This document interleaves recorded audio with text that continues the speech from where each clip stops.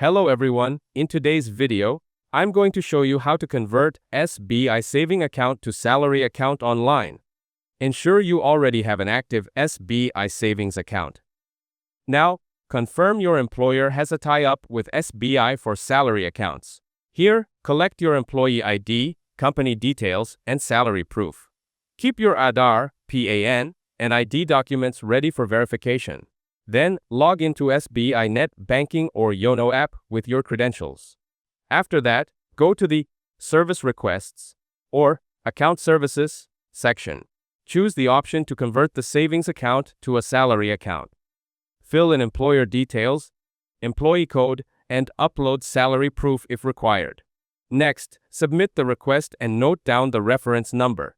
Wait for SBI to verify employer and account details. Once approved, your savings account will be tagged as a salary account. Check in YONO or net banking to confirm the account type has changed. That's it. Thanks for watching.